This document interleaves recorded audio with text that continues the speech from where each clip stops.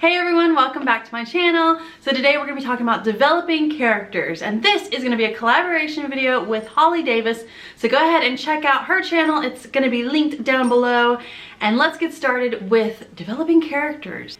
So one of my favorite parts to writing is actually creating characters, and I think one of my favorite quotes, I read it in a book somewhere a long time ago and it just kind of stuck with me, so I don't even remember who said it. The quote was to not create characters but to create people. So for me, that's a huge thing, is when I'm developing characters, when I'm working on my characters, I really want them to feel like real people. So I try to give them as much details as I can so that they are like real people. The first thing I wanted to talk to you about developing characters is I wanted to kind of show you that different ways to develop characters does evolve. So I'm gonna show you one of my very first, this is horrible. This is the main character in my WIP, and I have this piece of paper that I found while I was cleaning out my office, and this is my first character map that I ever did on this character, and just like looking at it from here to what she's developed into now is kind of funny to me. It makes me laugh. But so this first character map, it has like feelings, and it just kind of gives like what kind of feelings she has, and then a description of her where it goes into things like she's strong-willed, and it also has like skin color, has her behavior on here. So it's just kind of like listing, literally I'm just putting like, you know, her behavior, and then putting, you know, listing off different things that she does. Personality traits, sarcasm, strong, relaxed, like I have these weird things on here. Really glad she actually did evolve from this, and I'm glad that my process for developing characters has ridiculously evolved from this, because this is, it just makes me laugh looking at it. I'm like, oh, that's so cute. This is actually the second one I ever did for Lexi, and it just says like trait number 1. It says like she's independent, and then it has evidence, so it has 3 bullets under that for versions of evidence for why she's independent. And so that was kind of another character map that I did. Those, like I said, were one of my first ones on this character, and I did those back in college, so you could see how long ago that was. I am currently working the WIP I'm currently working on. I use kind of like a multi-facet method. So first thing I have is, as we all know, I do a lot of plotting and a lot of outlining and everything like that, just developing everything in notebooks. So I've come up with this tab system, which I just came up with and I'm really excited about. So this one is, I have yellow tabs are for character pages, green tabs are for locations, so I can write down things about locations. Blue tabs are going to be about plot points, so if there's something I need to work out with a plot point, subplot or main plot, and I'll just sit there and write it out.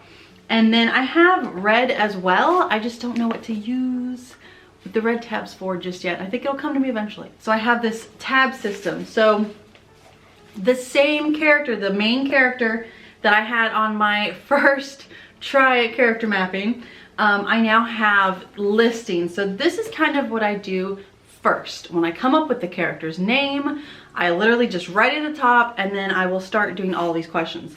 So I have things in here like name, nickname, gender, birthday, mother, father, so the character's mother or father, ethnicity / race / species, religion, sexual orientation, language, age, height, weight, body type, eye color, hairstyle. So for me, this is like, especially if it's a girl, if, you know, they wear their hair in a ponytail all the time, or if they have, I don't know, a half updo all the time, or if they just leave it down all the time. Men, it could be if they have long hair and leave it down, or leave it in a bun, man bun or something like that. So it's just kind of the hairstyle that they tend to use.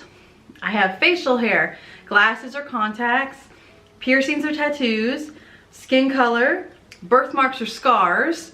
I have the Myers-Briggs identifier, I guess, and then their sign as well, so their horoscope sign as well. And for those two, I think those really help with personality types. I feel like once I actually have them printed out up here, I have Myers-Briggs types as well as horoscope types, and it has like a little bit description underneath for them.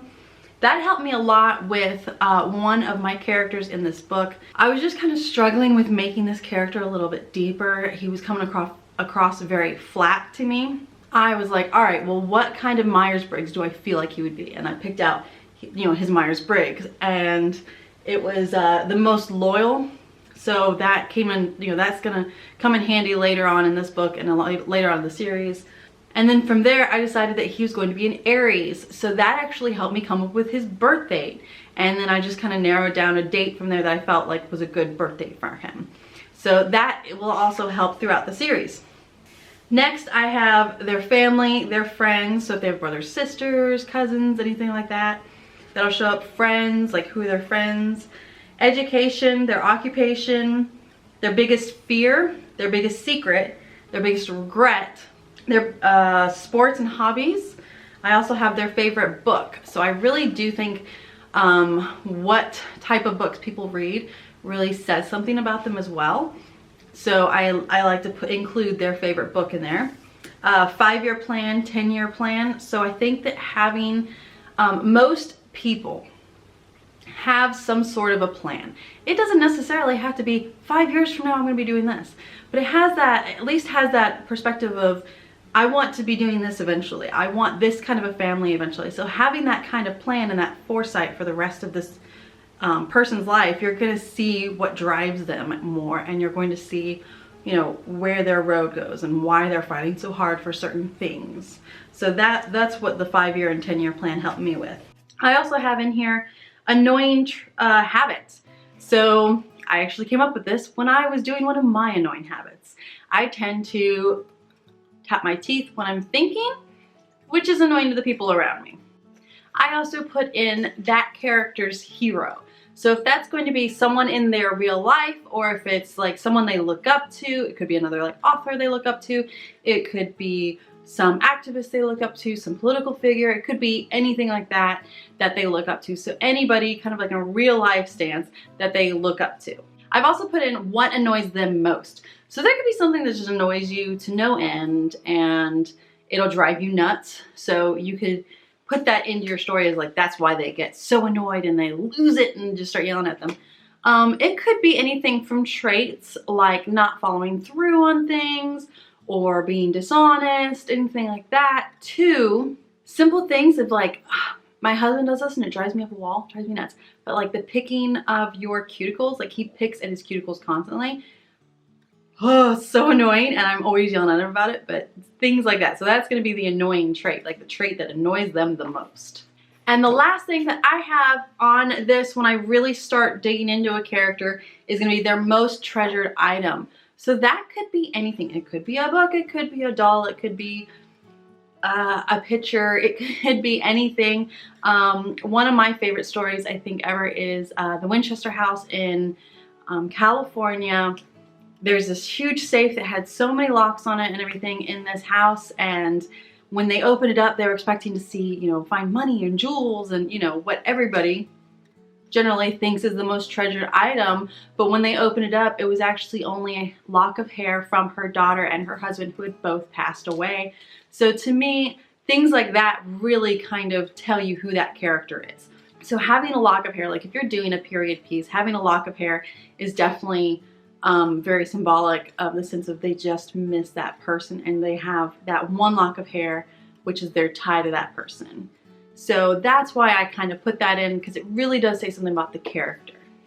So that's my first step. When I'm developing my characters, just putting all of these down, being able to just write down all of these things and kind of figure out these things about the character, that's my first step in developing my characters.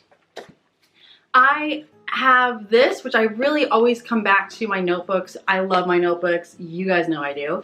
But I've been kind of working on a spreadsheet myself that has like these things in it, as well as extra things that are kind of going into it. But that's basically my first step, is going straight to the notebook, writing all these things down, and then filling them in about the character.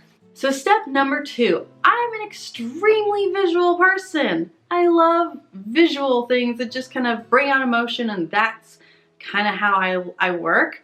So for me, I then begin to build boards. So there's 2 types of boards that I build. One is on Pinterest. If you go to my Pinterest, currently everything is with this WIP, and so I've gone through and I have aesthetics that have to do with the characters, like the whole like cast of my book. So I have the characters, and then I have aesthetics that go with different parts of the books.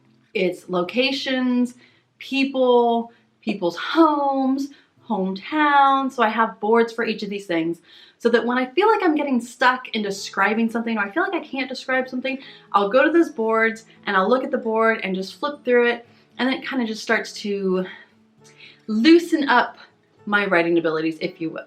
The second type of board that I have is a push pin board. So this board I use to, I'll go and find, like on Pinterest, it's normally on Pinterest or in a Google search, I'll find actors or actresses or models or anything like that that look like the characters. So they are similar in the way of what my character would be like. So I'll take those pictures, print them out, and then I'll push pin them onto this board. And this board is in my office. So I currently have a board that has 2 casts on it because I'm working on 2 books at the moment. So I have one cast on one side, one on the other side, and it's just really a good way for me to, if I get stuck on what would the character do, or if I get stuck on thinking about the character, if it's a description situation, or if it's what would you do kind of a thing, I kind of can look at the character eye to eye, for lack of a better term, eye to eye, and say, all right, what would you do? How would you react in this situation? Things like that. And then I feel like that also loosens up the writing ability. So I'll then be able to write what I'm trying to figure out.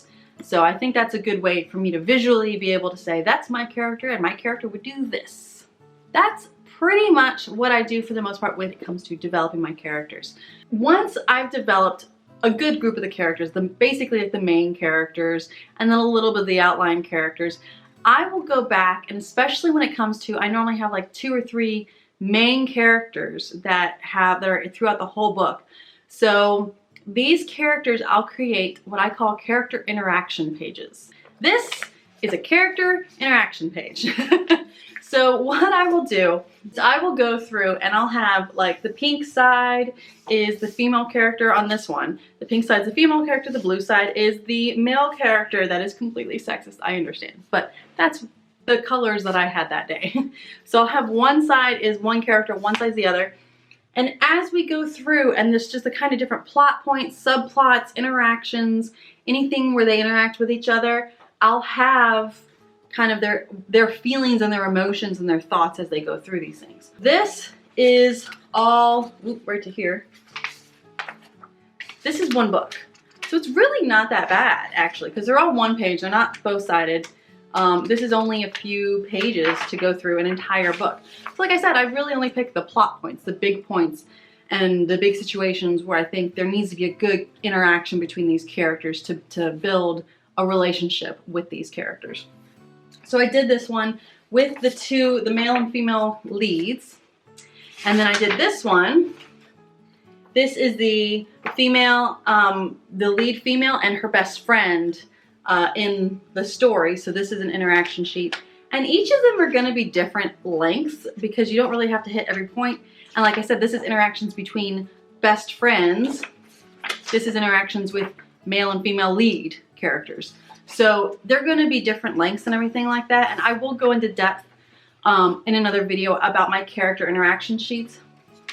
But I really find that those help me with when I go back to write, like if they're having an argument, if they're not agreeing on a situation, it helps me to go back and write the emotions that they're feeling.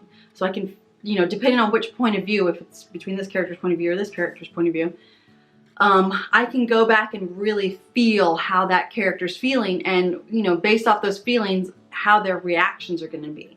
Same thing with the other character. How's that character going to react? Because if they're feeling this way, they're more than likely going to react this way. So it makes it a lot easier for me to write these conversations between these characters and have them actually interact so where it feels like a real relationship is building there.